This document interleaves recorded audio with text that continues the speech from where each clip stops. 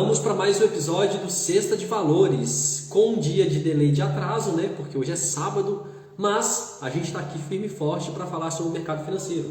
Então, o Sexta de Valores é o seu programa semanal sobre investimentos, em que a gente fala sobre o que aconteceu na semana, sobre o mercado financeiro.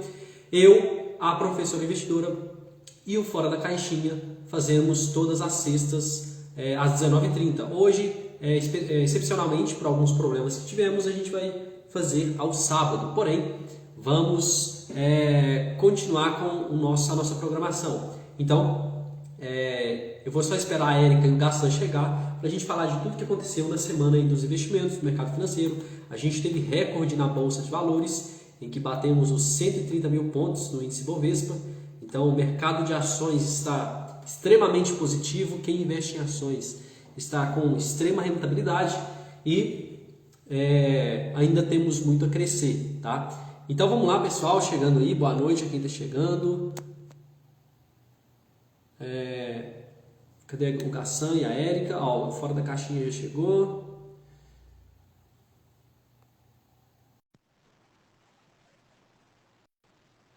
Cadê você, Gassan? E aí, meu caro? Fala, meu querido, beleza? Tudo bem? Certo. Eu estou improvisando aqui um tripé aqui, mas enfim. E esse céu azul aí, meu caro? Eu tô nos Estados Unidos, né? Fuso horário um pouquinho diferente, mas é isso aí. Que isso? Eu E mudei aí? finalmente, a galera nem esperava, não. Nem eu esperava muito que ia ser rápido assim, mas graças a Deus deu tudo certo. E aí, cara, como é que foi nossa semana de investimentos? Semana Cara, positiva? muito positivo, né, cara? O PIB aí foi o mais alto que esperado, né? E isso impactou muito positivamente o mercado, né? Todo mundo viu isso com bons olhos, né? O dólar deu uma caída Exatamente isso. boa. A gente teve aí boas notícias durante a semana, apesar de ter sido uma semana menor, mas foi uma semana extremamente interessante. Deixa eu já colocar a nossa musa aqui dos investimentos, né? Professora investidora, É isso aí. nosso toque feminino aqui, cadê ela? Toque feminino que tá arregaçando aí nos últimos tempos aí, arrebentando nas apostas da semana. Olá! E aí, meu povo? E aí? E aí, A Érica? professora investidora tem, daqui a pouco ela virar trader. Ó, não são os fundamentos, não, é o instinto feminino. E aí, pessoal? Aí, sem análise técnica, sem análise Fala, meu fundamentalista, querido. sem análise macroeconômica, só no instinto. Só no instinto. Até parece, Show. né, gente? Só no truque. É isso aí. E aí, Érica, como é que foi nossa semana de investimento? Semana positiva? Olha, positiva, sim, né? A gente nem, né, precisa dizer muito. Rompemos a barreira dos 125 mil pontos, depois 130 mil pontos, né? Parece que tem mais espaço aí para subir. Bastante positivo, assim. Com relação ao cenário corporativo, é normal desaquecer um pouquinho, né? Porque a gente veio aí, né, de semanas de balanço, né, do primeiro tri das empresas, que também vieram muito bons os balanços, tá? Na grande maioria. E a gente está aí também nas máximas com relação a fusões e aquisições, né, das nossas empresas. Bem interessante, bem legal. Show de bola. Exatamente. Então a gente tem algumas notícias aí pontuais para falar. E já que a gente já começou a falar sobre isso, né, não vamos enrolar mais. Vamos lá, Gassan, o que você tem aí de fechamento de mercado? O que aconteceu durante a semana? O que subiu? O que caiu? Como é que foram aí os índices, os principais índices do Brasil e do mundo, né? Uhum. Só um momentinho. Eu não peguei o fechamento, cara. Eu não consegui pegar o fechamento. Você tem ele aí? Cadê? Tá aqui, ó. Tá aqui, ó. A gente teve a Erika falando, né, do índice Bovespa, né, que bateu recordes, e quem investe no mercado de ações está extremamente positivo. A gente teve um fechamento de 130 mil pontos, 130.125 pontos do índice Bovespa, ou seja, uma variação positiva. E é engraçado que um ano atrás a gente estava lá embaixo, lá nas vidas, e ficava aquela história, será que o Bovespa volta por 100 mil pontos? E aí, não só voltou para 100 mil, como voltou no 120, que ano passado quase bateu. Aí depois 125, né, Érica? E agora já 130 de novo. Então foi assim, um estrondo para cima, um foguete para cima, né? Para você ver como é que muitas empresas caíram ali de forma irracional, né? Não é à toa esse V ou sei lá, esse símbolo da Nike aí, né, que a gente está vendo. O símbolo da Nike é o melhor. O É. símbolo da Nike. A gente tem também o IFIX, que é um índice de fundos imobiliários, que fechou em 2.827 pontos, também teve uma alta, tá? A Nasdaq fechou em 13.770 pontos, alta de 1,78%. A gente teve o dólar, quem diria? O dólar R$ 5,03. Gente, o dólar, um ano atrás, olha só, dois comparativos, né? O dólar, um ano atrás, estava nas máximas, todo mundo achando que ele ia para 6, alguns analistas falando em R$ 7, o Ibovespa caindo muito, então, dólar nas alturas, Ibovespa caindo. E aí, o que o melhor indicador que a gente tem de todos? O tempo, né? O tempo fez o Ibovespa decolar e o dólar começou a querer cair. Então, o dólar fechou em R$ 5,03, uma queda de 0,95.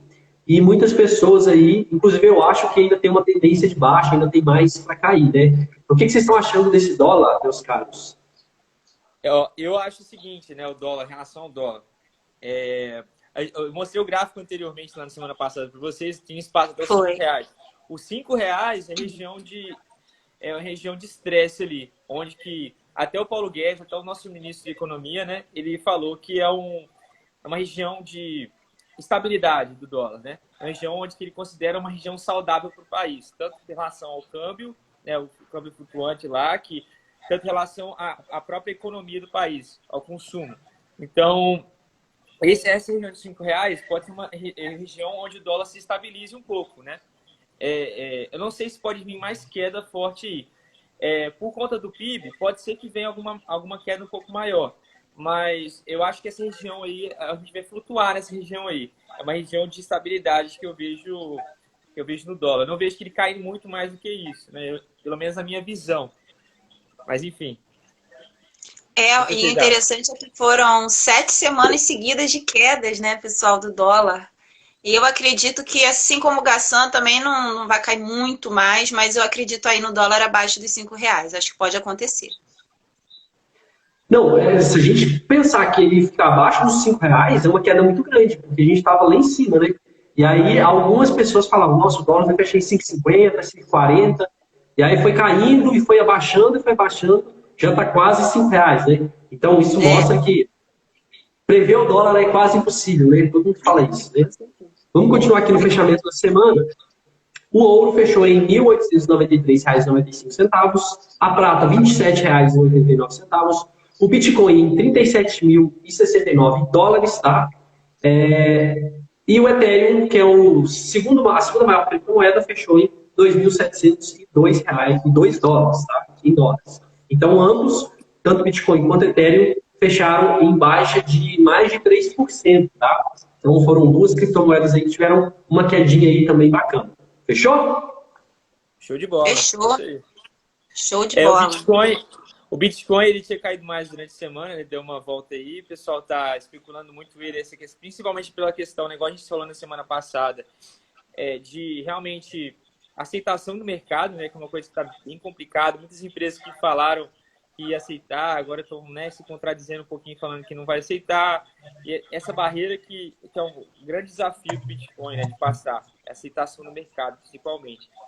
Né? Então, exatamente. Nos próximos capítulos. Érica, o que mais que a gente teve aí no cenário macroeconômico que a gente poderia citar, que foi bem relevante? Tem até uma pergunta aqui. Olha, nós tivemos aí um indicador que é de suma importância, que mexe com tudo, né? Em relação à economia americana e do mundo, né? Que foi o payroll, né? Que é o auxílio desemprego deles, que veio abaixo do esperado, né? O que é muito saudável, porque as pessoas aí retomando seus postos de trabalho, né? Novos empregos também, enfim, então mostrando aí uma recuperação econômica, né? E o que isso faz? Isso aumenta o apetite dos investidores para os ativos de risco, né, pessoal? Então isso ajuda bastante a bolsa. E outra coisa interessante também é o índice do ADP, tá? Que é a criação de vagas de trabalho, tá? Era esperado, assim, a criação de 600 mil vagas de trabalho e foram criadas 970 mil novas vagas. É. Né? Eu posso falar Então, de economia de dentro que eu estou vivenciando. Essa semana eu passei, tipo, indo para os lugares e vendo, né, vendo algumas oportunidades que você vê dentro do mercado. Eu estou aqui em Washington, né? E em Washington, cara, é impressionante. Todo lugar que você vai, o pessoal está contratando. É impressionante. Todos os lugares. Eu não vi um que não está contratando gente. Eu passei lá na frente da Starbucks está contratando gente, na Amazon.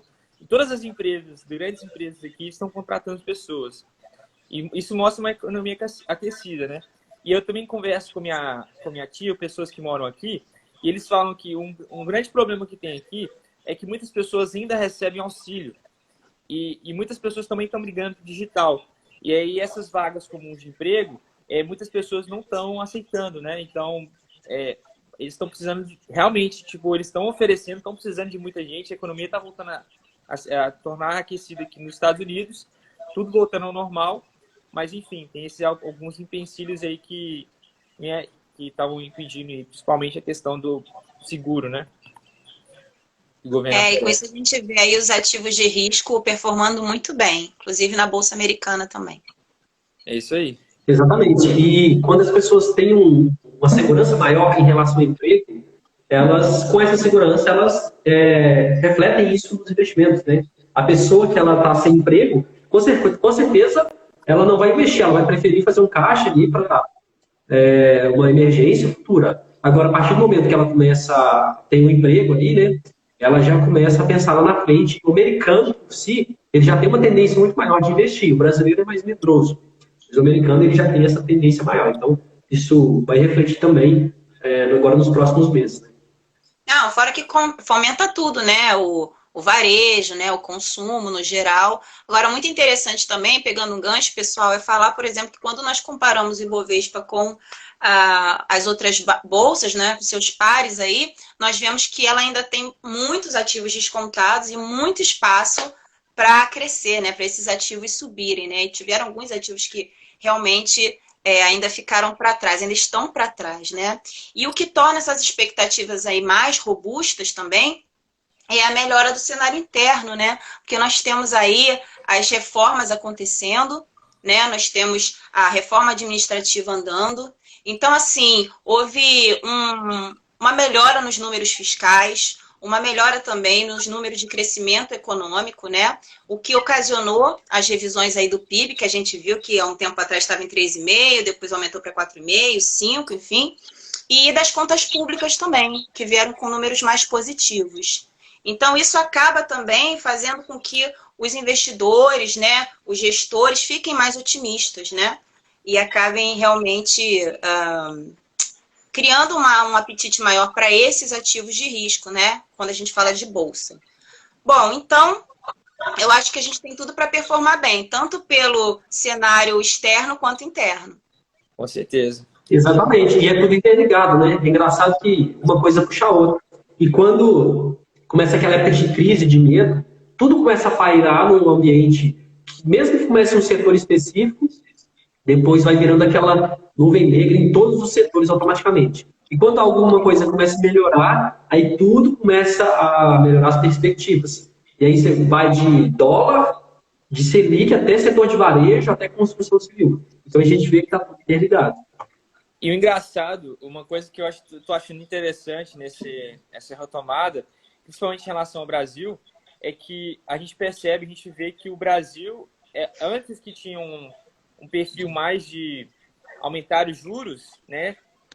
Hoje a gente tem os menores juros assim, né, da história e ainda permanecendo com esses juros, não acompanhando muito a valorização dos juros que está acontecendo no mercado externo.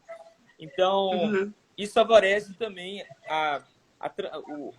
o caminhar de dinheiro que antes estava no setor público para vir no setor privado. E aí favorece a economia também. Mas tem um lado negativo também, né? O lado negativo é que o Brasil não é um país que os estrangeiros olham com bons olhos para assumir risco, né? O investimento estrangeiro. Então, essa questão pode impactar um pouco ainda na questão do dólar, né? Esse cenário de juros não tão favorável, não tão alto, né? Acompanhando a inflação. A inflação que está subindo bastante pelo aquecimento agora desse mercado, né? Show. Uma coisa agora, eu peguei aqui da questão do PIB, a questão do PIB aqui. Eu peço desculpa para a galera que acompanha a gente, a semana foi corridaço para mim, como eu vim de mudança, eu estou meio resolvendo as documentações, as coisas aqui, então eu passei um pouquinho a bola para a Érica para me ajudar na questão da macroeconomia. Eu peguei aqui o dado principal, que é a questão do PIB do Brasil. Que o PIB do Brasil subiu 1,2%, né? Esse dado aqui foi acima do esperado, né? Esperavam menos que isso. Impactou toda a semana do mercado, o dólar despencou por conta disso e o Bovespa rompeu as máximas históricas. O dado negativo disso, que nesse dado que eles passaram do PIB, as famílias brasileiras tiveram um decréscimo de 0,1% na questão de consumo, né? O consumo das famílias brasileiras, houve esse decréscimo, mas em número de investidores, cresceu 4,6%, né, em relação ao semestre anterior. Então, alguns dados positivos, alguns dados negativos, mas, em geral, foi um dado muito positivo, mostrando a volta da economia brasileira, aí, voltando a todo vapor aí, depois de um ano aí de grande estresse para muitas pessoas. Lembrando que a gente ainda está nesse momento, né, que é bem tênue também, e eu acho que o Campos Neto está fazendo um trabalho bem legal à frente do Banco Central, né, e lógico, poderia de repente ter subido a Selic um pouco antes, mas de qualquer forma, né, é muito importante para as empresas terem esse dinheiro, né, no caso, essa injeção de dinheiro na economia, né, com a Selic um pouco mais baixa, porque aí realmente fica mais barato para eles pegarem empréstimos, financiamentos, gerarem empregos. Então, acho que tem que ter esse balance, né? Uma coisa interessante, pessoal, que eu quero trazer aqui também, é a questão da renda fixa, que também performou muito bem, né? Até alguns inscritos lá do meu canal, enfim, pessoal perguntando, né? Mas o que você está fazendo agora que a bolsa chegou nos 130 mil? Você está realizando lucro? Você vendeu alguma coisa? Você comprou? Enfim, pessoal, eu não fiz, tá?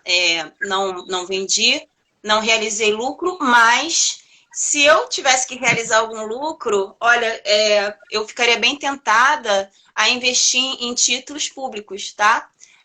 Com duração de longo prazo, né? Porque realmente está tendo uma assimetria. O que a gente percebe quando o mercado da bolsa está muito aquecido, né? Muitas vezes a renda fixa não performando tão bem. E ela está muito interessante, pessoal, tá? Nós vemos aí os títulos públicos IPCA+, de longo prazo, em níveis acima dos 4%, né? Dando aí uma bela assimetria realmente, tá? Para quem quer fazer essa diversificação, aumentar um pouquinho, né, a sua porcentagem em renda fixa. Muito pode bem ser colocado, Érica.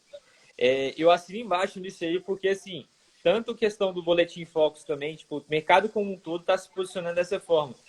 É natural esse crescimento da taxa de juros aqui no Brasil para acompanhar a inflação, porque não tem como a gente seguir sem ter esse acréscimo da taxa de juros. A inflação está disparando e a nossa taxa de juros real está negativa, né? Se comparar com a taxa de juros, taxa Selic.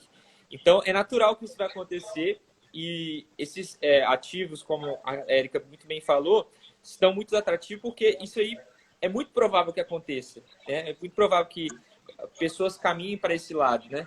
Então, realmente, show de bola, Érica. Nossa trader. E pegando esse gancho aí que a gente estava falando do PIB, eu acho que a gente está começando a engrenar. A gente teve aí alguns problemas no meio do caminho, né? O áudio está baixo aí, ó. Melhorou? Aqui tá bom. Melhorou. Melhorou sim. Tá. E o que acontece? O investidor estrangeiro, depois de ter tirado bastante dinheiro aqui do Brasil, agora ele está colocando dinheiro. Então, isso aí tem várias vertentes, desde o dólar cair até os preços dos ativos subirem, porque tem mais gente querendo concorrer aos mesmos produtos. Então, você tem uma demanda muito maior e a oferta continua quase que a mesma, né? O número de ações não está aumentando e a demanda, tem mais gente querendo comprar. Então, isso se reflete na Bolsa de Valores. As pessoas acreditam mais no Brasil e, por isso, os investimentos estão subindo. Então, a gente está vendo a Bolsa nas máximas. Tá? Renda fixa também agora está sendo atrativa também, está voltando a ser atrativa. Né? Então, a gente está em um momento muito bacana e, principalmente, para quem está entrando agora, ainda vai pegar uma onda de alta. Né? Só que a gente não vai ter isso para sempre. Então, a gente tem que pensar que uma hora vai vir uma correção, né? Não sei se vai ser semana que vem ou daqui a um ano, mas a gente vai ter uma correção. Então é importante o que a Erika falou, que a gente tem uma parte de renda fixa, né? A gente tem que ter uma parte ali, tanto para reserva de emergência quanto para oportunidades. Porque quando tiver uma correção, a gente vai ter oportunidades. E aí quem tiver dinheiro vai conseguir aproveitar essas oportunidades. Com certeza. Com certeza. Nós tivemos aí, né, eu vou colocar aqui que eu achei interessante, dar uma analisada nisso, as principais altas, né, você vê que estão muito associadas aí à volta da economia, essa reabertura, a celeridade da vacinação, né, que realmente depende muito disso, né, o aquecimento da economia, que foi CVC, Braskem, né, Iguatemi, Multiplan, quer dizer, você vê aí shoppings, que assim, eles foram muito impactados na pandemia, ficaram com preços aí muito descontados e são ativos com uma excelência, né, uma qualidade muito grande.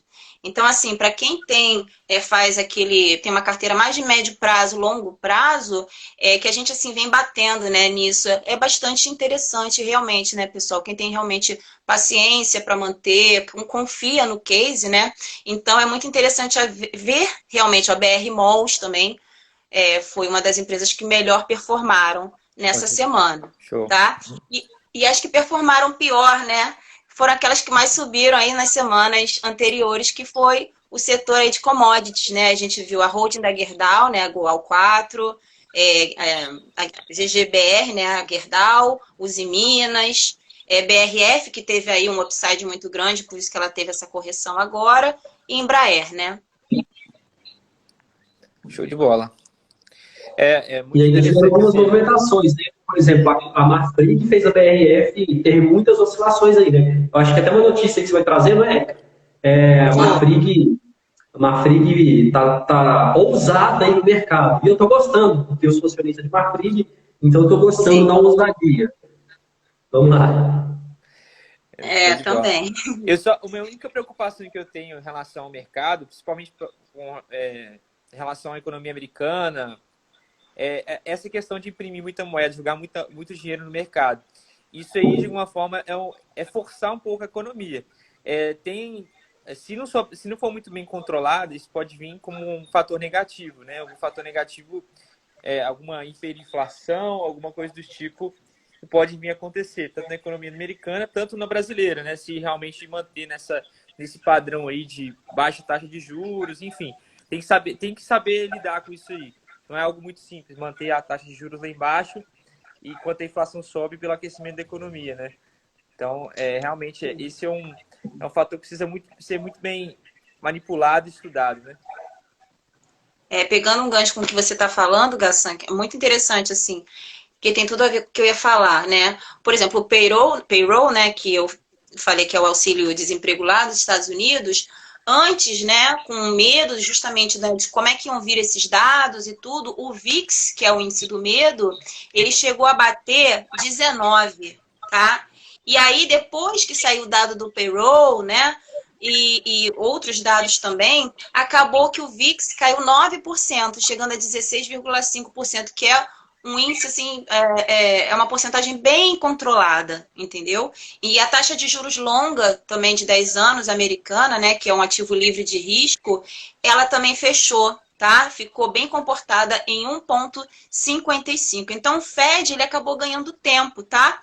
E as discussões aí, se vai tirar estímulo, se essa bolha vai estourar, esse tipo de coisa, cessou, né? E aí o pessoal correu para a bolsa. E aí a gente viu aí os ativos subindo novamente. Tá? Mas realmente está nesse momento meio tênue, que a gente tem que ficar ligado. Perfeito. Pois a gente muitas vezes... Né?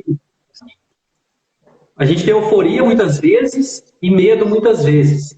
E eu realmente estou sentindo no meio do caminho. Eu nunca me senti tão no meio do caminho na bolsa de valores. Porque a gente está em uma época de alta extrema, só que eu ainda tenho medo do futuro. Algumas coisas ainda me dão medo, principalmente essa questão aí de muita impressão de moeda, tá? E não sei se é para isso tudo. Então eu estou bem no meio, eu estou em cima do muro, literalmente. Estou em cima do muro. Eu não estou extremamente empolgado nem extremamente com medo. E quando eu estou assim, eu prefiro não fazer nada. Então, eu costumo não investir muito nesses períodos. Eu prefiro ficar olhando de lado, fazendo um caixa de oportunidade, porque eu não estou nem com muito medo nem eufórico. Eu compro muito quando eu estou com medo. E quando eu estou eufórico, eu fico mais tranquilinho. E agora eu realmente estou no meio do caminho. Estou em cima do muro. Eu também estou assim, Marcelo. Eu estou bem preocupado com essa questão da inflação. Acho que a inflação é o principal problema que a gente vem enfrentando hoje, sabe? Se não for muito bem controlado, isso pode virar uma bola de neve, que a gente já passou por isso, né? De hiperinflação aqui no Brasil, que é uma coisa assim, Deus nos acuda, né? Mas enfim. Cara, mas assim, eu falei que eu tô com medo, realmente. Só que eu espero que as coisas até andem bem.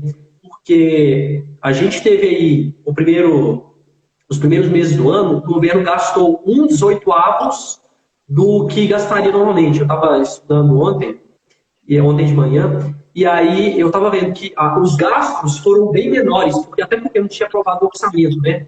Mas assim, isso é interessante, né? Porque a gente tem um histórico de gastos muito elevados, né?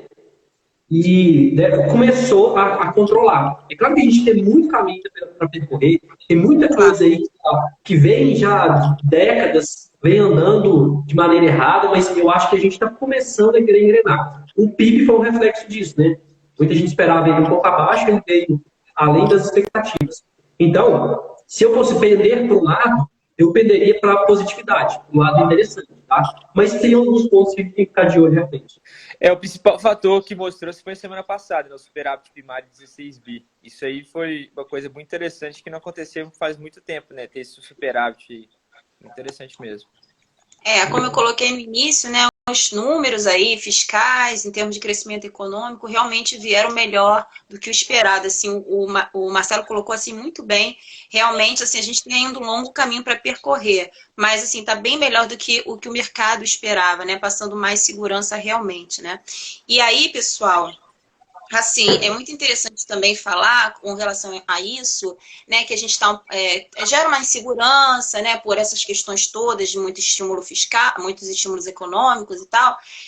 Muitos seguidores acabam me perguntando, Érica, e aí, não sei o quê, compra mais, compra menos? Pessoal, assim, é muito difícil, a gente não consegue acertar topos e fundos, né? Não tem como. Então, assim, se você realmente está confiando naquela empresa, se você está mais otimista, enfim. Então, entre, como os especialistas falam, em tranches, né, em partes. Você pode fazer aportes fracionados ali, fazer o seu aporte por mês, enfim, né? Ou então aumentar um pouquinho o seu caixa de oportunidade, realizar um pouquinho do lucro, né? Porque caso haja uma correção, você conseguir ali aportar mais naqueles ativos que você confia, né, com preços mais descontados. Então, assim, isso vai muito do seu objetivo, né? Tem pessoas que se sentem mais incomodadas se elas realizam aquele lucro e aí o ativo sobe mais. Tem outras pessoas não, que, poxa, estava R$ 15, agora voltou para 8, voltou para 9. Então, assim, essa é uma coisa muito particular, né, que a gente tem que analisar. E entender por que a gente investiu naquele ativo. Ô, Érica, é interessante você falar isso, porque tem gente que pergunta assim, Marcelo, tá na hora de comprar Bitcoin? Tem gente que me pergunta. E sabe o que é interessante? Se a pessoa está se perguntando isso, ela já tem a resposta. Porque se ela não sabe se está ou não na hora de comprar Bitcoin, ela não deve comprar Bitcoin. Por quê? A pessoa que tem uma estratégia de investimento definida, ela sabe, eu quero ter 2% da minha carteira em criptomoedas. Ah, não, eu quero ter 5% em criptomoedas. Se ele está caindo e agora a exposição está em 3%, lógico que é hora dele comprar, porque essa é a exposição para esse perfil. Então, a pessoa que está se perguntando se deve comprar agora, quer dizer que ela não deve comprar agora. Agora, eu tenho a minha estratégia, eu vejo o que minha carteira está pedindo, agora está precisando de mais elétrica. Então, eu vejo ali caindo, eu sei que está na hora de comprar. Então, se você, e aí, independente, eu falei Bitcoin como exemplo, mas se você não sabe a sua estratégia, e aí a gente nesse caso agora, né? A gente tem que saber se vai ou não. A gente pergunta, igual a gente perguntou. Então, você tem que saber a sua estratégia. Se você está perguntando um terceiro, ou se perguntando, quer dizer que realmente não está na hora de você comprar, independente de qual ativo seja. Concordo. Exatamente. Perfeito. E aí, Bora pessoal, lá. a gente rompeu aí os 130 mil pontos aqui só para dar esse fechamento, né? E aqueles setores mais ligados à economia foram realmente os que performaram melhor, né? Que foi o setor bancário, construção civil e setor elétrico aí durante a semana, né? Só que alguns ainda ficaram para trás, que foi outra pergunta aí que o pessoal me fez, né? Mais de 10 pessoas me fizeram esse tipo de pergunta. Que foi o setor de utilities, né?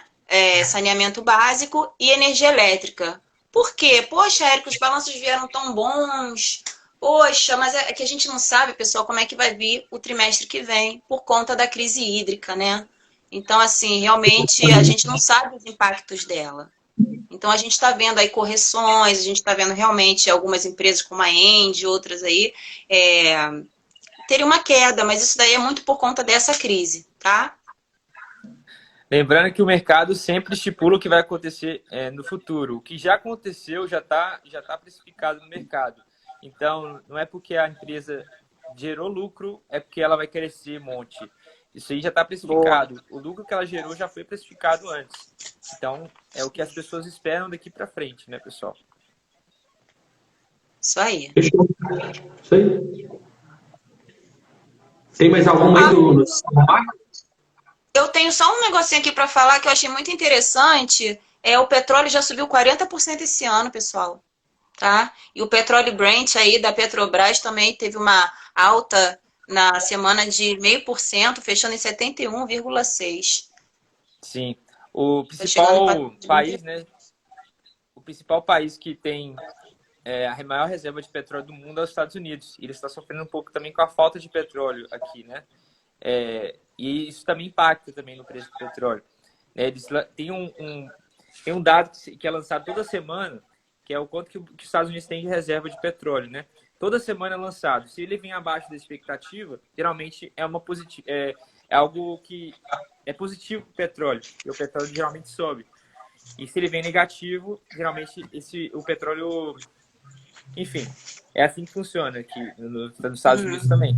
E tá vindo bastante abaixo do esperado, né? Tem estoque de petróleo nos Estados Unidos.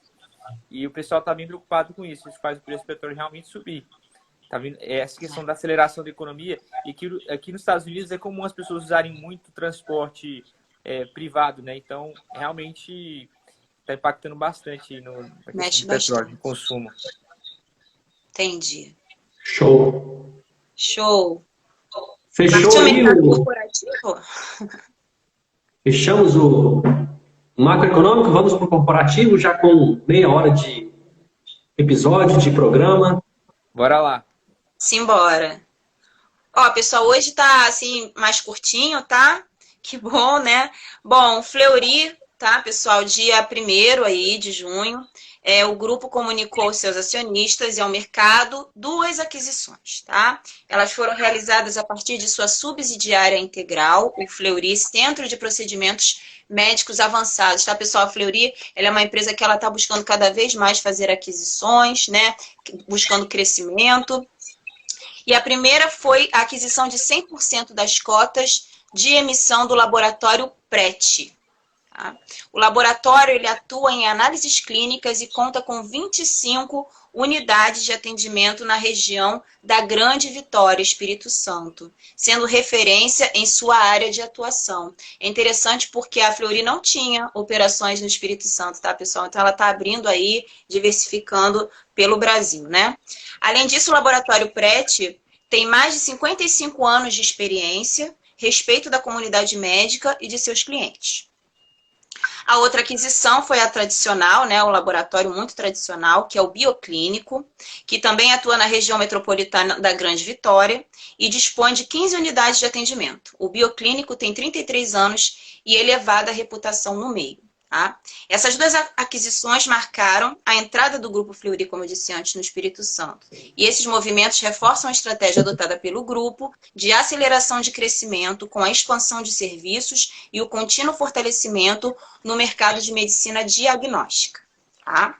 Então, essa daí é a Fleury, que também teve um movimento aí bem bacana durante a semana, tá? Bom, pessoal, eu falei aqui no outro Cesta de Valores sobre a cisão, né, da XP e do Itaú, tá? O Banco Central Americano, o Fed, ele aprovou a cisão e agora passará pelo BC brasileiro, né, pelo nosso Banco Central. Bom, e aí dessa fusão, pessoal, vai surgir uma nova holding, né, que é a XP à parte, né? A XP está vindo aí com bastante modificações, então vamos ver o que acontece. Bom, Marfrig, aí que o Marcelo comentou, aumentou a sua posição na BRF, né, que era de 24, alguma coisa por cento, né, porque eles compraram uma posição relevante aí da BRF, eles aumentaram mais ainda essa posição, tá? Então eles agora possuem 31,66% de ações da BRF. Só que assim, novamente, o grupo da Marfrig falou que não quer, enfim, tirar ninguém do controle da BRF, que não querem mandar dentro da BRF, nem causar nenhum clima hostil, né? Mas, de fato, eles querem ter uma cadeira ali dentro e participar aí de todas as operações da companhia, né? Se fortalecendo dela. Bom, enfim, JBS, né, que sofreu um ataque de hackers, aí afetando algumas das suas operações pelo mundo, mas parece que isso daí também já foi estabilizado. Mas causou um pouquinho de rebuliço no mercado, ela teve uns 2 dias aí com movimentos negativos, mas agora está tudo explicado, né? Tudo resolvido. Bom, pessoal, no dia 1º/6, o mega investidor Luiz Barsi Filho diminuiu drasticamente a sua participação acionária na Eternity, tá? Ether 3, para 4,79% apenas. Abre aspas, a redução da participação acionária tem como objetivo a adequação do portfólio e poderá ser aumentada ou diminuída de acordo com os objetivos de investimento. E ele alienou parte de suas ações aí de emissão da companhia no pregão de 27/5. Bom, pessoal, Rumo, né? A gente tem falado bastante dela aqui. A Rumo é responsável por 26% dos transportes de grãos no Brasil, tá? E ela vai emitir R$ 1 bilhão em debêntures de R$ 1.000 com vencimento para 2030 e 2035. O objetivo dessa emissão é, segundo a Rumo, levantar recursos que serão destinados a investimento, pagamentos futuros ou reembolso de gastos, despesas ou dívidas. Tá? Bom, Cosan. Cosan também está com tudo, né, Marcelo? A gente até falou sobre ela hoje. A companhia fechou a venda de 4,68% da Compass, subsidiária que atua em negócios de gás natural e energia. A Atmos Capital por 810 milhões. A transação avalia a empresa em 16,5 bilhões. O segundo aspecto relevante é que o Brasil dobrará a sua produção de gás natural na próxima década, e a empresa estaria bem posicionada para surfar a procura pela commodity mineral. Bem interessante, né, pessoal, essa aquisição. Cara, a Cosan, eu tô até com raiva de mim, porque eu já tô olhando ela há um tempo e não comprei. Eu sabia que a Raiz ia entrar na Bolsa de Valores, ela vai entrar, na verdade. A Rumo, ela tem feito parcerias extremamente interessantes. Ela fez uma não sei se com a VLI, que são empresas de transporte ferroviário. E agora, essa semana foi inaugurado mais uma linha férrea. E o Brasil é um país extremamente deficitário no setor de ferroviária. Quando eu dava aula lá no Instituto Federal de Minas Gerais, eu tinha uma disciplina que falava sobre transportes, e a gente chegava um pouco sobre isso. E se você comparar o mapa de ferrovias dos Estados Unidos com o do Brasil, é totalmente diferente. Nos Estados Unidos parece uma teia de aranha de ferrovias. No Brasil são pouquíssimas. Então a gente é muito deficitário. Se você comparar a eficiência entre um transporte ferroviário ou rodoviário, não tem nem comparação. O ferroviário é extremamente mais interessante. Extremamente tem um custo-benefício muito maior. Por quê? Imagina quantas carretas um trem consegue transportar. E aí você tem mais eficiência, você reduz custo, tem só 1, 2 maquinistas ali. Agora imagina quantas carretas, quantos motoristas vai impactar o preço. As ferrovias, as rodovias, normalmente, às vezes, não trabalham, a ferrovia vai direto. Você pega ali milho, grãos e leva direto no porto. Então, você tem um custo muito menor quando você trabalha com ferrovia. E a Rumo, ela é uma empresa que tende a se beneficiar com esse crescimento. E o ministro da Infraestrutura, Tarcísio, essa semana ele inaugurou uma ferrovia nova. Então, a Rumo é uma empresa que vai se beneficiar muito da economia voltar a girar, e a Cosan, que é uma holding, ela tem muita participação na Rumo. Ela também tem muita participação na Raízen. E a Raízen é uma empresa que vai entrar na Bolsa de Valores, eu acho que esse mês ainda, né? E acho que a Aida até vai falar sobre isso. E aí, a Cosan, então, ela está realmente, de todas as áreas que ela atua ali, estão sempre em alta. E aí eu estou me arrependendo muito de não ter investido nela antes, né? Agora ela já subiu, ela está em R$24, estou com o gráfico aqui na frente. Quando eu olhei, ela estava em torno de R$16. Então é uma empresa que é extremamente promissora. Se você pegar, e ela é diversificada, porque ela está em transporte, ela está em etanol, ela está em gás, de acordo com suas subsidiárias. Enfim, ela está extremamente diversificada em uma área que tem muito a crescer nos próximos anos, se a economia crescer também. Então, ficar de olho na Cosan. Ela tem muita sinergia aí com o setor portuário, logística, né? Ela reduz bastante custos porque é ferroviário. Quer dizer, então, assim, a Cosan ela tende a se beneficiar bastante, assim, eu acredito, né? Para os próximos anos, com certeza. Agora, só terminando aqui, pessoal, o fato relevante, o terceiro ponto posto pela Compass é de que o gás cada vez mais vai ser visto como um vetor para que o Brasil continue adotando a energia eólica e solar. Tá? A empresa tem se mexido para ampliar sua operação e se estabelecer como gigante no setor, com a compra de 51% da Gaspetro, controlada pela Petrobras. Então, vem mais aquisições aí, tá? Bom, pegando o gancho, vamos falar de Raízen, né? Que entra oficialmente com pedido de IPO. Tá? A empresa brasileira de energia, que é uma joint venture entre a Cosan e o grupo Shell, tá? Escolheu 4 bancos de investimento para administrar sua oferta pública inicial, que deve ser uma das maiores esse ano. E os bancos escolhidos foram o Banco BTG, Bank of America, Citi e Credit Suisse. Tá? A Raízen ela é a maior produtora, tá, de açúcar do mundo.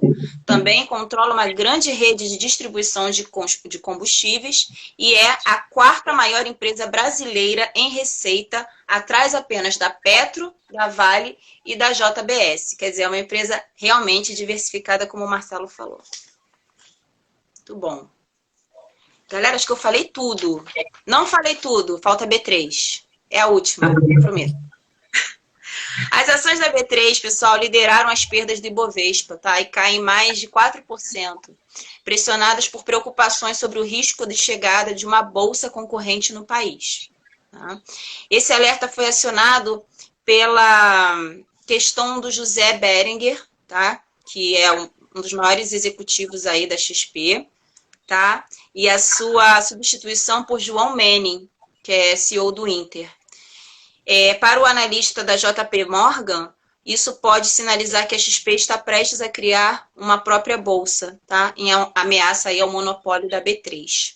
Com isso, o JP Morgan rebaixou as recomendações das ações da B3 para neutra. Por isso que ela deu essa queda aí, pessoal. E aí, será que vai ter mesmo? Doideira, hein? Essa notícia é extremamente importante. E ela é o seguinte, é só uma especulação de uma possível notícia. Mas isso aí vai impactar muita coisa. Porque o Brasil tem mais ou menos 400 empresas na Bolsa de Valores. A gente tem uma Bolsa de Valores. Nos Estados Unidos tem mais de uma bolsa, mas lá tem mais de 5 mil empresas, né? Então, se isso acontecer, a B3 ela vai ter que amarrar as calças, como diria aqui no interior de Minas. Porque ela é um monopólio, né? Ela é uma Petrobras da Bolsa de Valores, é um monopólio. E aí, assim que saiu essa notícia, na hora que saiu, eu estava acompanhando, eu tenho B3, ela caiu 5% na hora, depois ela ainda fechou com queda de 3,9%, se não me engano. Mas é uma notícia que, se acontecer, vai ser extremamente ruim para a B3, mas extremamente positivo para a XP. Então, quem tem... E aí não só a XP, presta atenção. A XP vai se beneficiar, né, se ela conseguir, porque ela já tem uma participação bacana de mercado. Só que o Itaú tem uma parte boa da XP e cada vez ele tem conseguido mais. Então, quem é acionista de Itaú vai se beneficiar. E a Itaúsa tem uma parte boa de Itaú. Então, quem tem Itaúsa de tabela vai se beneficiar com essa possível notícia. Então, o que eu estou fazendo? Eu tenho B3 e tenho Itaúsa. Ou seja, independente do cenário, para mim vai ser legal. Show de bola. Legal. E a XP, ela tem uma capilaridade muito grande. A gente sabe como é que ela distribui, né? Então, assim, eu acho que pode vir realmente dela, essa nova bolsa. Eu Pode E tenho o XP B Itaúsa. Eu tenho XP Itaúsa. Tô torcendo para que venha essa nova B3 aí. E o Benchimol é um cara extremamente inteligente, extremamente ganancioso não. Ele é ambicioso, tá? O Benchimol é um cara, eu li o livro dele, muito, muito bom, eu recomendo para todo mundo. Eu também tenho ele. Ele é um cara extremamente ambicioso e eu não duvido, tá? Eu não duvido. Eu acho que não agora, não no curto prazo, mas eu não duvido. Também. Fecharam as notícias? Dividendos? Din-din. Agora é hora boa. Pessoal, então vamos lá. Já falamos aí do noticiário macroeconômico, o que aconteceu no exterior. Já falamos do noticiário corporativo, o que aconteceu nas empresas. E agora a gente vai falar sobre os dividendos, né? No finalzinho do nosso episódio, a gente fala das distribuições de dividendos. Qual empresa que distribuiu, qual vai distribuir. Então, a gente tem esse horário justamente para isso. E após a gente faz a aposta da semana, que eu perdi feio, mas vamos lá. Então, quem gosta de receber dividendos, tá? O Banco Santander pagou no dia 2, 80 centavos por ação. Tá? Então, quem é acionista do Santander recebeu no dia 2 agora 80 centavos por ação. A Camil, que é uma empresa de alimentos, ela vai pagar dia 14 de junho 5 centavos por ação. E só vai ter direito a receber quem comprou ela essa semana, no dia 1º de junho, terça-feira. Banco do Brasil, prestem atenção. Banco do Brasil vai pagar no dia 30, tá, final desse mês, 16 centavos por ação, porém, só vai ter direito a receber esses dividendos quem comprar ele até semana que vem, até o dia 11. Então, se você quer receber esses dividendos do Banco do Brasil, até sexta-feira agora, você tem que ter comprado a ação, ok? O valor é de 16 centavos por ação. Uma empresa interessante também, eu acho que a Érica falou, a Érica falou sobre o Barsi. Quem que é o Luiz Barsi? É o maior investidor no Brasil, tá? Então é o cara, o manda-chuva, o cara que tem mais dinheiro na Bolsa de Valores, tá? E ele é um dos maiores acionistas de uma empresa que se chama Unipar Carbocloro. É uma empresa que produz cloro para tratamento de água. Então é uma empresa extremamente perene. E essa empresa anunciou dividendos também, no valor de R$ 2,48 por ação. Tá? Vai ter direito a receber no dia 15 desse mês quem comprou ela até terça-feira. Inclusive eu tinha anunciado isso já, tá? Eu já tinha falado sobre isso. Então quem comprou ela até terça-feira vai ganhar R$ 2,48. É um dividendo extremamente bom, tá? E é uma curiosidade, sabe por quê? Sabe, o Luiz Barsi é o maior acionista dessa empresa. Pessoal, vocês sabem quanto que ele vai receber? Vocês viram aí? Eles brincando? Quanto? Ou vocês não viram? Não vi, não. Não. Chuta quanto que o Luiz Barsi vai receber dessa empresa em dividendos. Chuta aí, qual que é o valor? Sei lá, 10 milhões. Érica? 1 bilhão? Não, nem tanto. Ele vai receber 49 milhões de reais. Ele vai receber 49 milhões de dividendos. Vocês têm ideia do que é isso? Cara, é muita grana. O cara vai receber 49 milhões em dividendos. Eu recebo alguns reais, algumas dezenas de reais, já fico satisfeito. Imagina 49 milhões. E ele fala dela desde sempre, né? O NIP é uma das queridinhas dele. Não, e interessante que ele fala dela quando ela estava lá embaixo. Entendeu? Eu estou com o gráfico aberto aqui e aí eu falo os valores. Hoje ela está custando R$ 98,00, mas um ano atrás ela estava custando R$ 23,00. Então olha só o tanto que ela cresceu. E o cara é simplesmente o maior investidor do Brasil. E para a gente fechar, uma empresa estrangeira, tá? A Coca-Cola vai pagar dividendos de 42 centavos de dólares, tá? Quem quiser ter direito a receber, tem que comprar ela até dia 14 desse mês. O pagamento é dia 1º de julho, tá? Então a Coca-Cola é uma ótima pagadora de dividendos, tá? E dividendos em dólar, negação. Ela vai pagar 42 centavos de dólar. Show de bola. Eu já tive Coca, Fechou? não tem mais Coca, não.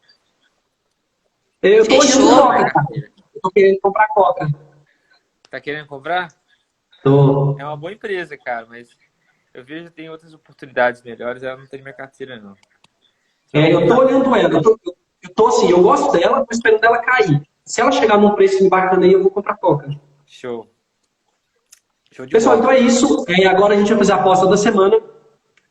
Como que foi essa aposta da semana? Para quem não sabe, a aposta da semana é o quê? É uma brincadeira que a gente faz para ver como que vai ficar o comportamento de determinada ação durante a semana. Então isso não é uma indicação e nem o que é certo, né? O certo é investir por longo prazo. Mas a gente faz só para descontrair um pouco.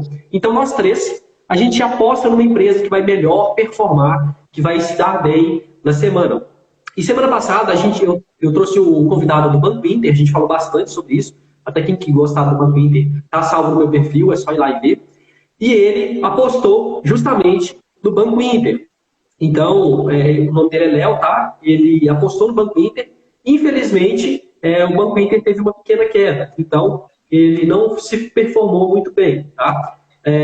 A Erika apostou no Itaú, não foi isso? O Gação apostou em Magazine Luiza e eu apostei na Sabesp. Então, a gente vai fazer agora o balanço para ver como que ficou, tá? Então, vamos lá.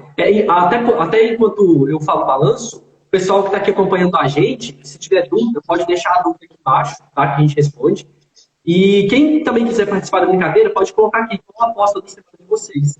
E aí a gente vai ver na semana que vem quem ganhou, tá bom? Então, vamos lá. Eu, com a Sabesp, tive uma queda de 2,35%, tá? O Gação, com a Magazine Luiza, teve uma alta de 3,57%. O Léo, com o Banco Inter, teve uma queda de 0,46%. E a Érica, ela está em primeiro lugar, sempre, né? Uma alta com o Itaú de 8,57%. Érica Então, ela se deu bem novamente, essa garota. Eriquinha Day Trade, professora investidora Day Trade. Só que não. Deixa eu falar uma coisa.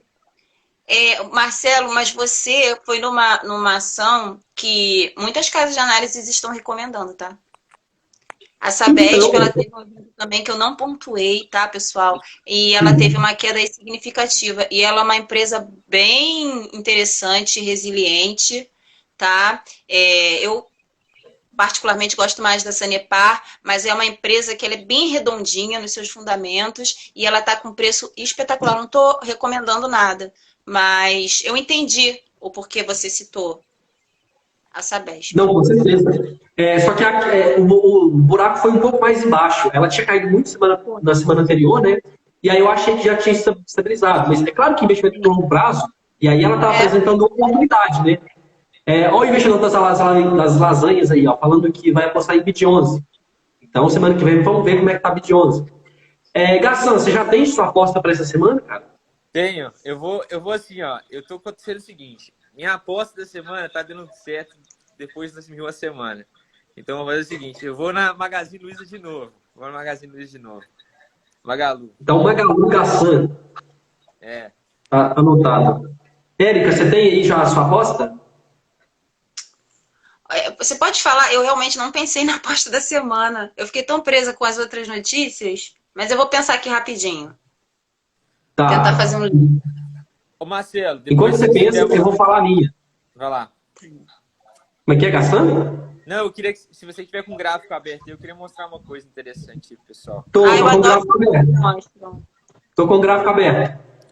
Você consegue ir no mini índice sem o código. Tipo, o mini índice futuro. Peraí. Deixa eu abrir aqui. O mini índice WIN sem o futuro. WIN, peraí, Win cadê? Futuro. Peraí. Nova York, né? Não, peraí. Não, o Brasil. Nasdaq, Nova York, Londres, Tailândia. Cadê, gente? É porque tem um monte que tem até da Índice Tailândia futuro aqui. brasileiro. Peraí. Coloca o WIN. Mas é porque tem vários. WN, cadê, gente? Coloca uma exclamação aí no final. Achei aqui, ó. Esse índice. Ah, Achou? Isso aqui é Legal. diário? Não, coloca o semanal. Agora Tá na afasta o alta. máximo que você conseguir. Afasta o máximo que você conseguir. explica pra gente. Ah, cara, com a mão só aqui vai ser difícil, peraí. Tipo, afasta o máximo que você conseguir. Peraí. Aqui já tá em Esse é o 2007. input, né? Isso. Mas você colocou ele com algum código a mais ou não? Tá C1, que é o Bovespa. Tá. Tá. Você consegue colocar o M? Coloca o M então, M, de mensal, gráfico mensal. O gráfico mensal, para quem não sabe, é um gráfico onde Pronto. cada candle significa um mês de fechamento, Pronto. né, do mercado. Esse aqui é o mensal. Esse aqui é o IFR, tá? Você quer que tire o IFR? Pode tirar. O que acontece? Eu queria ver o outro gráfico que eu consigo ver só no Profit Chart, que é o gráfico sem a interferência dos juros. Porque esse gráfico está com a interferência dos juros. Com o gráfico sem interferência dos juros, ainda a gente não bateu a máxima histórica do Ibovespa. Ele é um índice futuro onde não tem essa interferência dos juros. Quando eu tiver com o meu computador aberto, no próximo semana eu vou mostrar para vocês. Ele simplesmente, é muito interessante isso, eu mostro para algumas pessoas, que ele simplesmente ele tá espelhando a perna que aconteceu nos anos passados para trás. Cara, isso é incrível, como que o gráfico reflete isso. E daqui a pouco, a semana que vem eu mostro para vocês com mais calma, mas aqui não está mostrando aí, aqui está com interferência dos juros. Aí está com interferência dos juros. Tem um gráfico que mostra sem interferência dos juros. É muito interessante, eu vou mostrar para vocês semana que vem. Aí, tá, mas e aí? Vai ser qual? Legal. Seria o WIN, né? WIN futuro sem nenhum código, entendeu? Só que é sem interferência dos juros. Eu acho que aqui no TradingView não mostra. Ô, Érica, você decidiu? Decidi. E aí? Vou de Sabesp. Sabesp? Vou pegar a sua. Ah, eu ia nela de novo, porra. Ah, não, então vai. Não, vai. Você tem prioridade. Não. Pode nela. Não tem problema. Oi? Aqui, ó. Esse aqui é o gráfico de Sabesp, ó. Ó, tá na região de suporte. Firme aí, ó. Tá na região de suporte. Vai no dólar depois pra gente ver o dólar também, que eu queria falar com o pessoal. Vai no dólar aí. WD, ó.